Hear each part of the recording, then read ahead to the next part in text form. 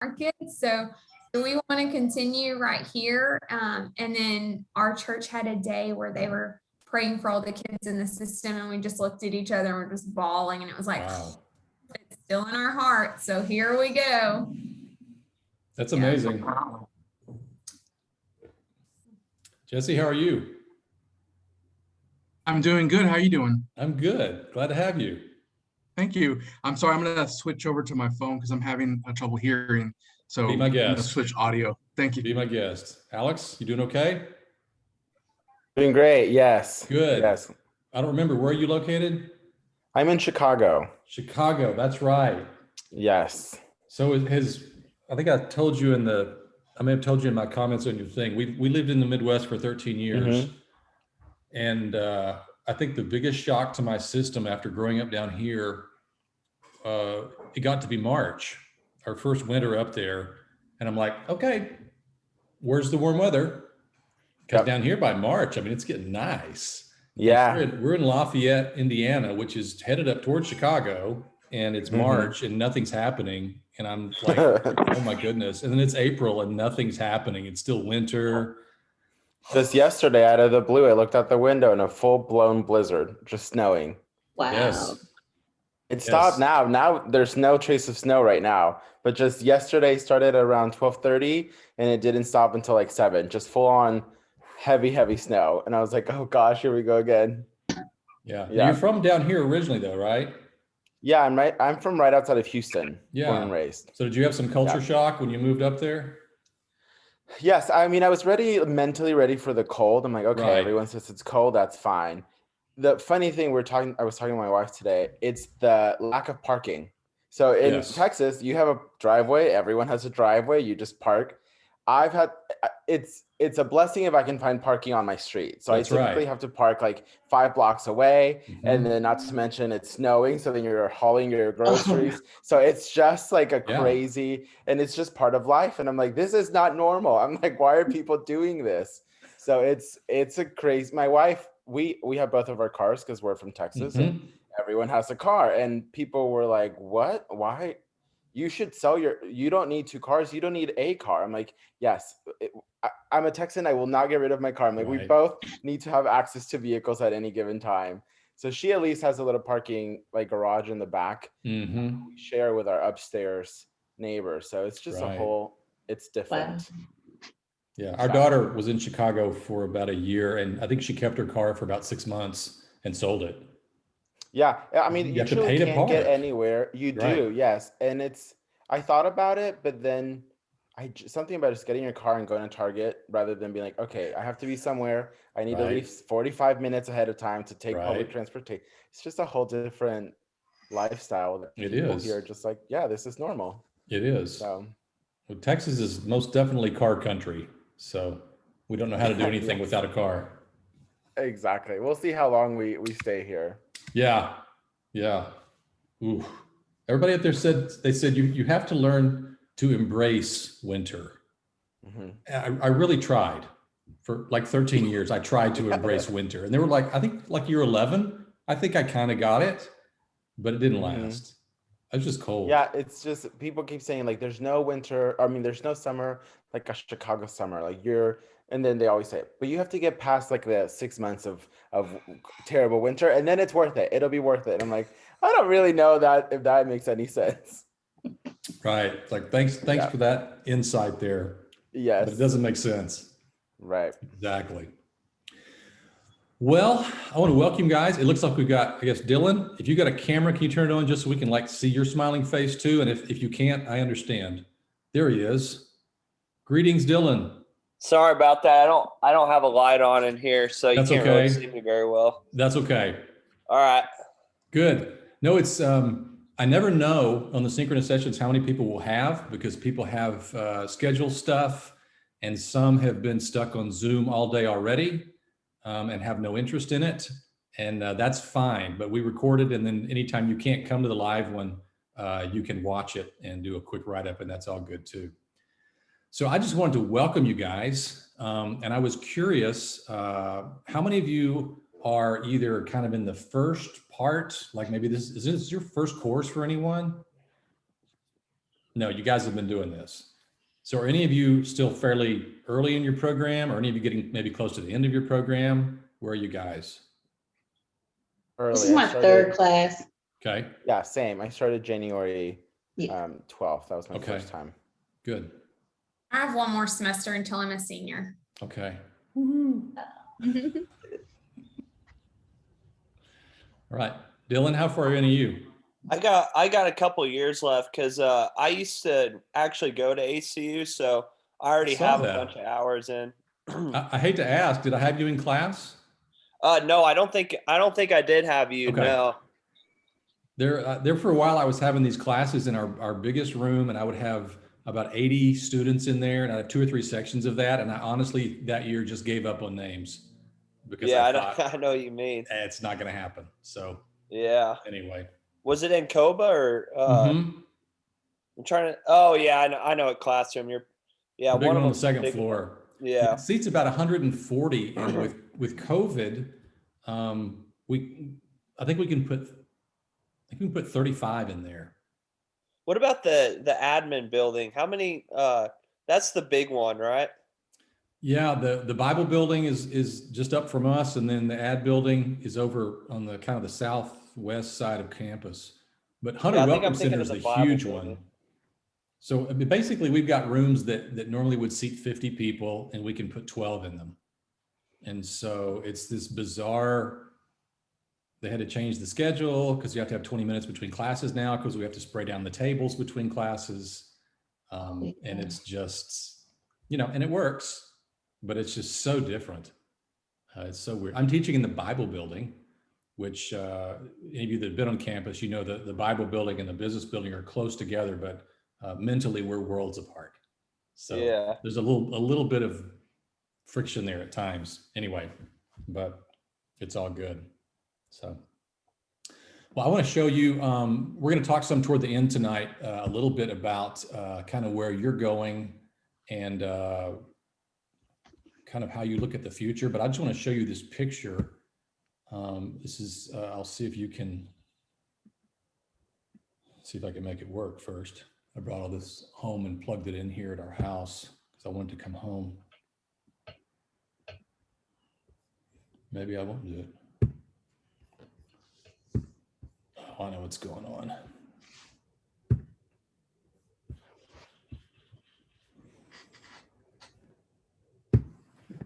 Okay, let me try this.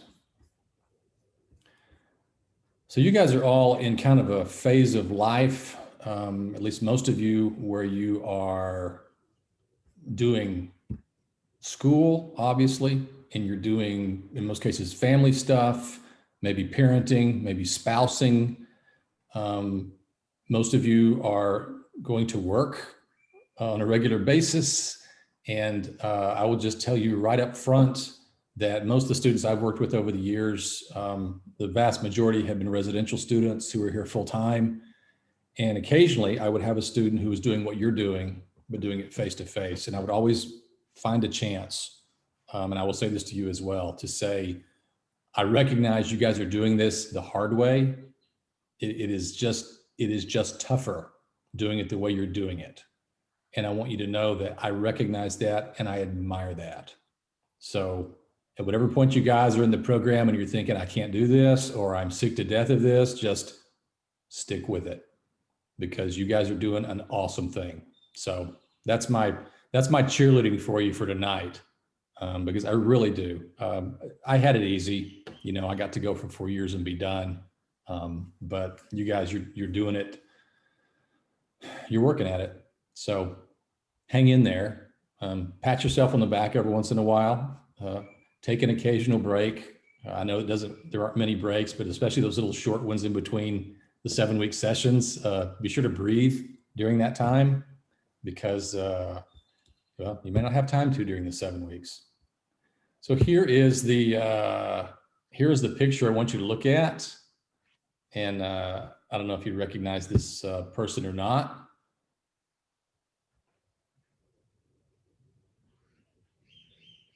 I hope you can't tell who it is. That's one of those things where you stick your picture in and it tries to figure out what you look like when you're 80.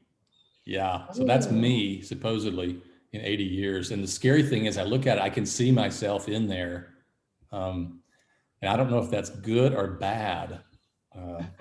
But it's very funny. I have read that if you try to visualize yourself at a later stage of life, supposedly you make better decisions because you're thinking about, how will this affect me when I'm older?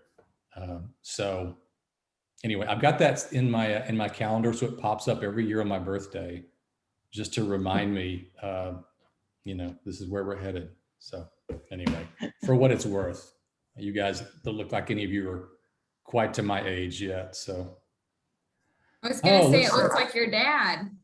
what's that? I was gonna say it looks like your dad. Yeah. It's interesting. I think of all my ancestors, I think the one that looks the most like is my grandfather on my mom's side. But anyway.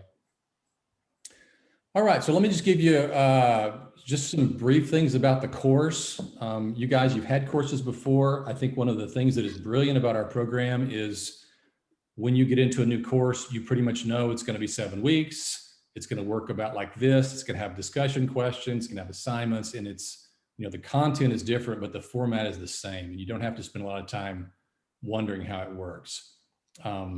So all that's going to look similar to you. Basically, because our class is not terribly large, you should expect to see most of your grades up within a week of when you do it, and typically before that. But if you get to a point where you're 10 days in and something hasn't shown up, let me know, because it's possible I just overlooked that one, and I don't want to hold you off on your grades. So let me know. I think the posts and responses looked pretty good this time around, again, because you guys have done this before. Make sure when you're doing the discussion posts and the responses, make sure you really address the prompt.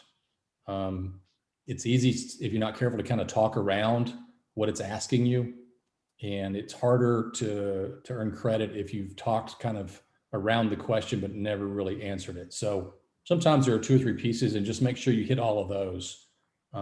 They're not difficult. You guys have seen them. The discussion questions are not hard, but they're just designed to kind of walk you through thinking about, this is how this topic might affect me. And so that's good to do. This was in the last one, and you'll see it again.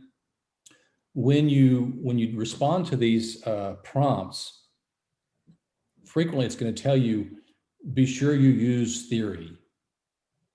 In other words, if I ask you, in a question, why is it that going to work is hard? Why is it that going to work doesn't satisfy you?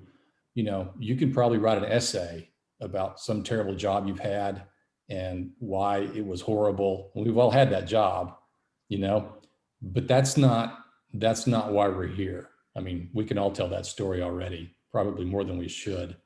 But this is where we try and figure out, okay, now I think I understand, that job wasn't meeting the needs that I had at that time.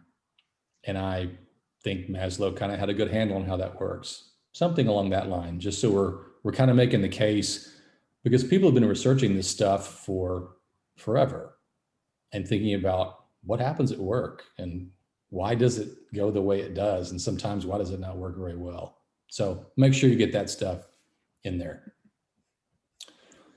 We're going to talk a little bit today about if you ever do a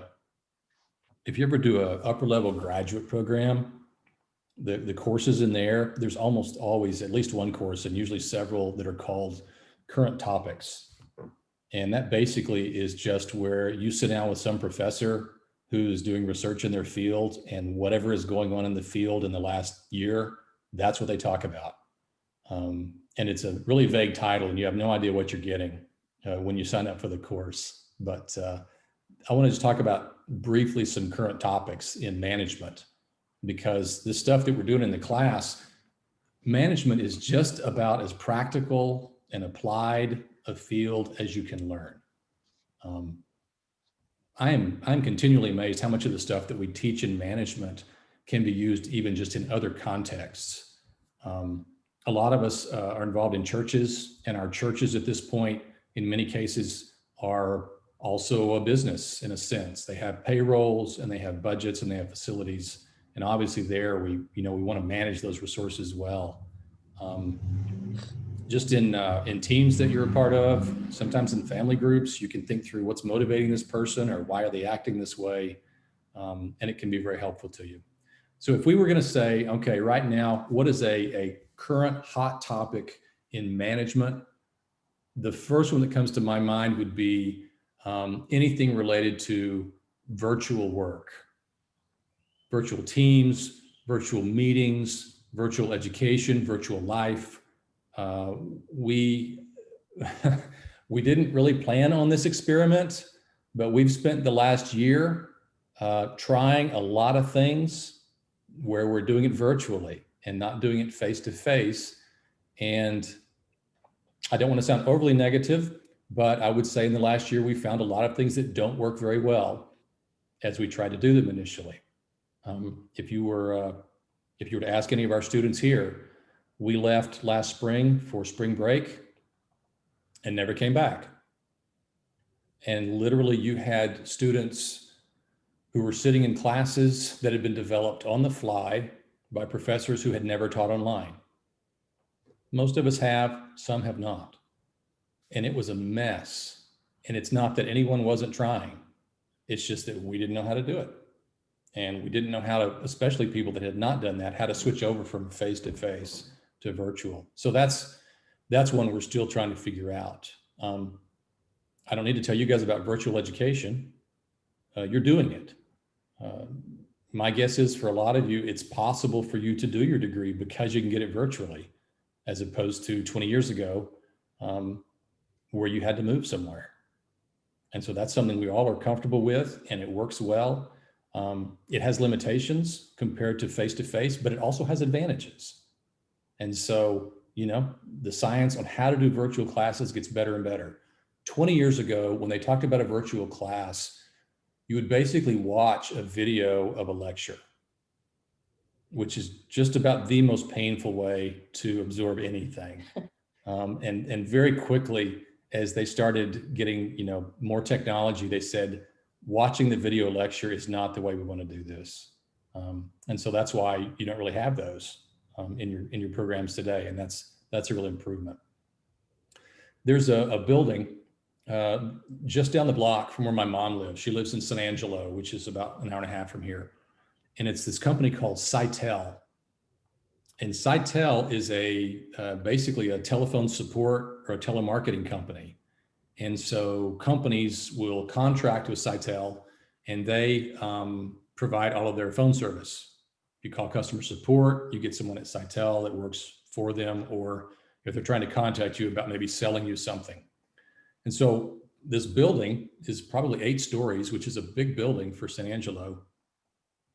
And my mom has been going over there and walking in their parking lot because ever since COVID hit, there are no cars. This thing used to be a huge call center full of people on the phone all day. And when COVID hit, they all went home. And it's gone from, I went back and looked, in 2018, they were hiring 300 people, new people to work in there. It was a big business for a small town. In March, they transitioned to about 80% of their employees working from home. And then I think basically all the rest. And then not long after that, they posted that they're hiring 150 new employees, all of whom are going to work from home.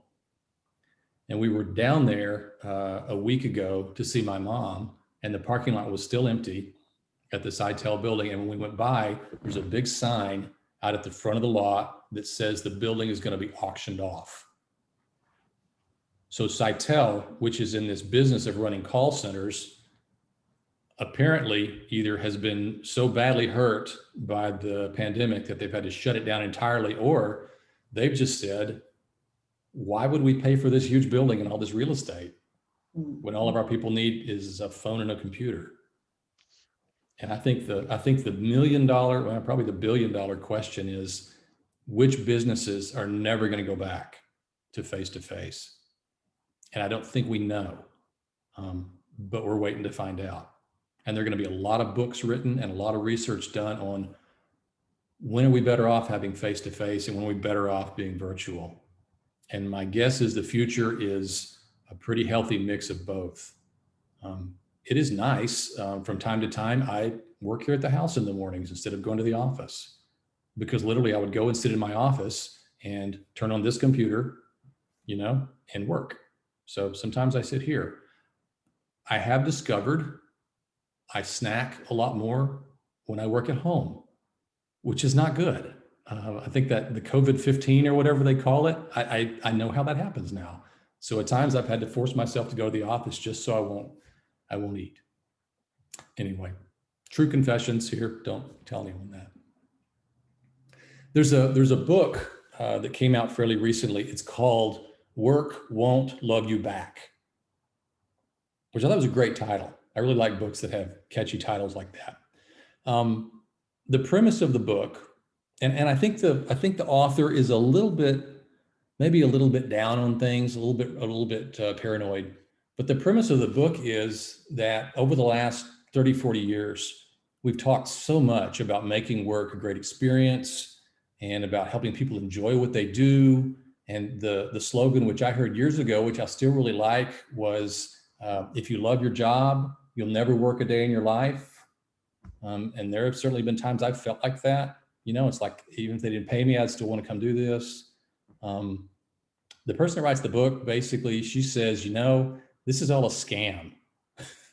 She says, basically, they are tricking you into thinking that work is your life, that work is where you're going to find your joy, that work is where you're going to be fulfilled as a human being, and basically goes through and says all this talk about, come be part of the family here at Sitel or whatever it is just mumbo jumbo. And I'm still not quite sure what I think about that. I do know this, historically, we live in a really unusual situation, because I'm guessing most of you are like me. Your goal is to find a job where you like what you do and you get paid adequately. And in the best case, you feel like it actually makes a difference and it matters in some way. And I would guess, I don't know anyone that doesn't really have that in their mind. And that's been important to me my whole career. But you don't have to go back but a generation or two when what you were looking for in a job was something that was steady and that would let you eat. I mean, that's what you wanted in a job. And it was not unusual for people back then to go to work at a company. And if they were able to work at that same company for 40 years, they felt fortunate. I don't know anyone that's worked at one company their entire career anymore. The last one I know of is my father-in-law. He went to work straight out of college in the 60s for what was then called the Bell system, which eventually became AT&T. And he worked for them until he retired. I can't even comprehend that. I mean, I'm guessing you guys have probably already had more jobs than he had, and will have more. So I think there's kind of a sweet spot in there between having your job be what makes your whole life and the opposite extreme where you get up every morning and think, oh, not again. I think there's somewhere in the middle where you find that job it's not too stressful. You feel challenged in it. You like what you're doing. You think it matters. And you can feel good about working there for a while. But I also think there's that tendency to think, especially I think in our culture, we really want to believe that the career and the money are what make it work. And I'll tell you, my wife and I have made multiple job changes over the years where we left jobs to take jobs that paid less money and have never regretted it, because we are just convinced that you've got to enjoy what you do, or the money's not worth it. Let me tell you one more thing about, by the way, I'm coming up on about 18 years here. So I guess at this point I've found something I feel okay about. Let me tell you one more thing about motivation. And this is something that I learned years ago. some of the very first stuff that we were talking about when I went back to school for the third time, I guess, to get my doctorate, was this question you guys kind of worked on in that first week, which is, why do people do what they do?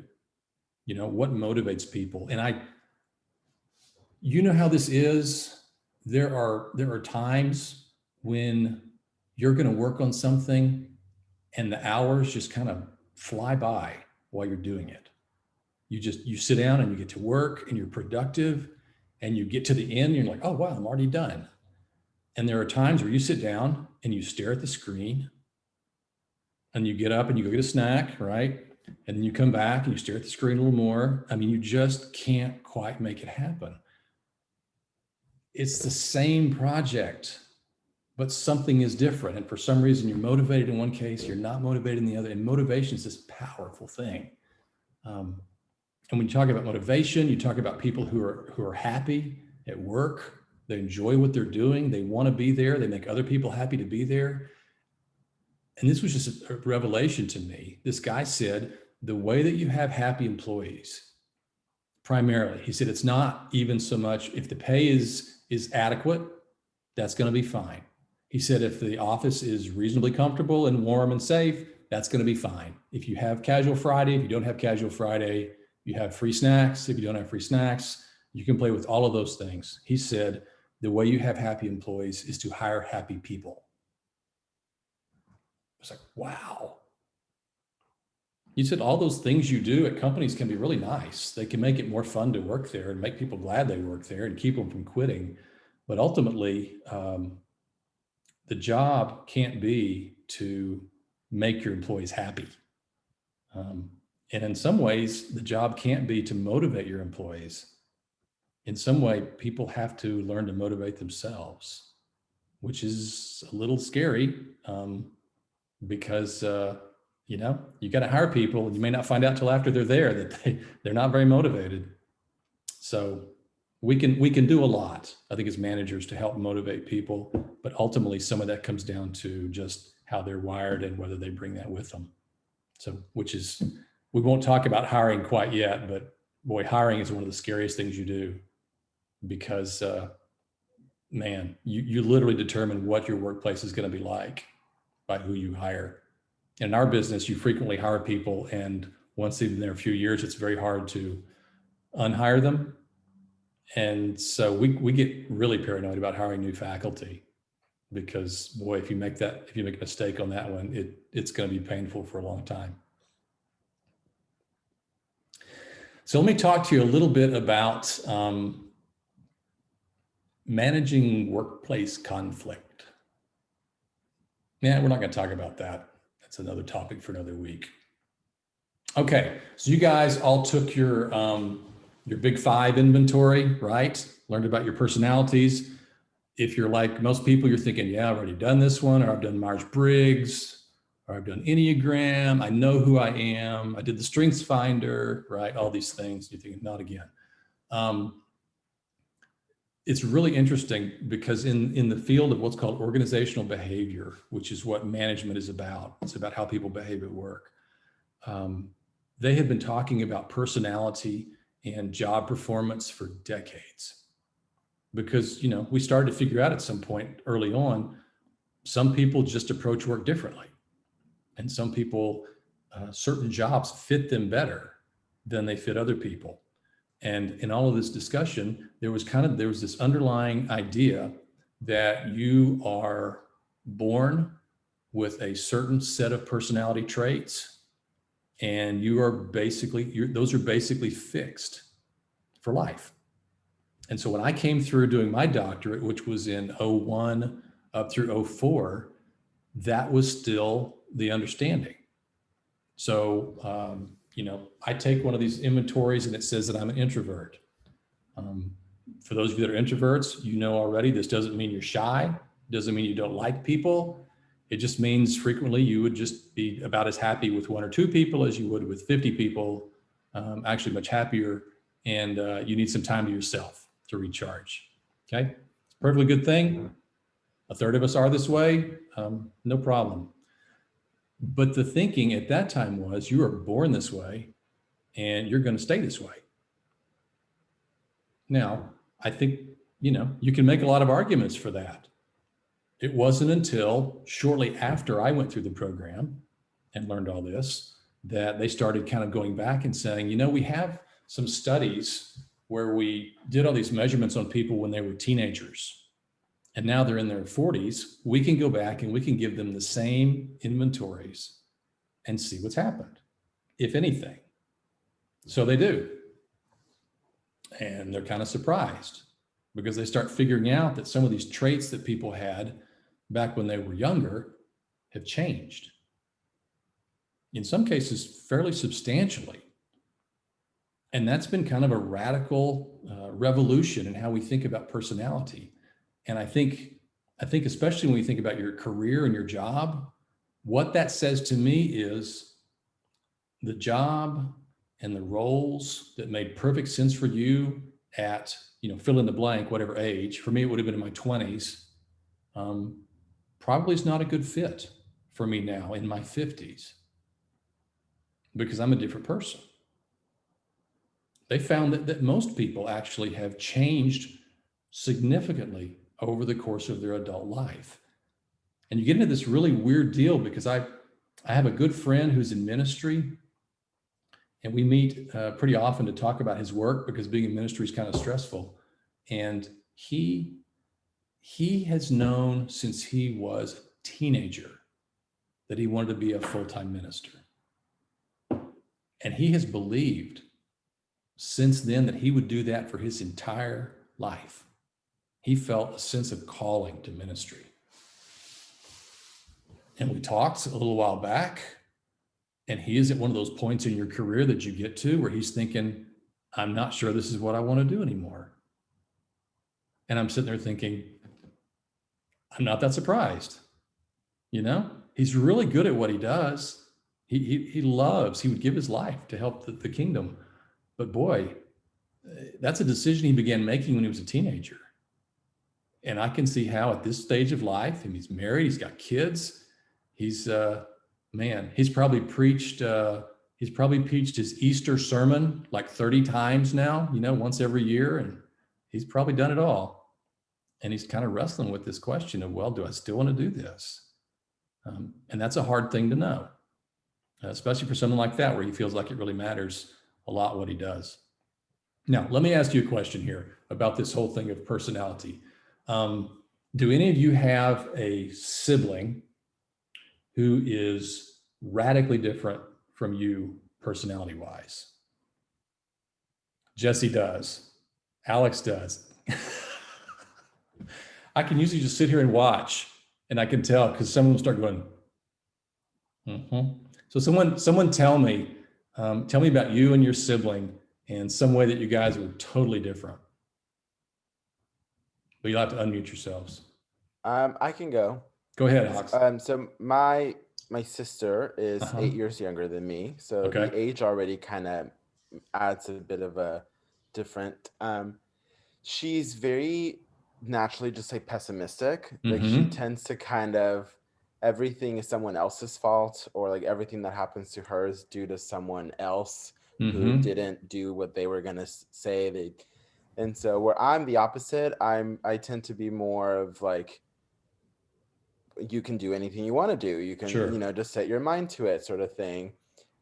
She likes to say what she doesn't like rather than what she does like, where I'm the opposite. I can tell you everything I like. And when I have to think about the things that I don't like, she is, so it's just a lot of that. She sees a lot of the negative and she just comes by it naturally. Like our upbringing, even though it's many years apart, is very similar. So she just naturally developed this sense of kind of grumpy, pessimistic, and it's kind of hard to be around when I see it as, oh, everything's a possibility. The world is wonderful. Go out and see the world. She's just like, no, it's not that great. People suck. You can get, you can die in your car, all those sort of things.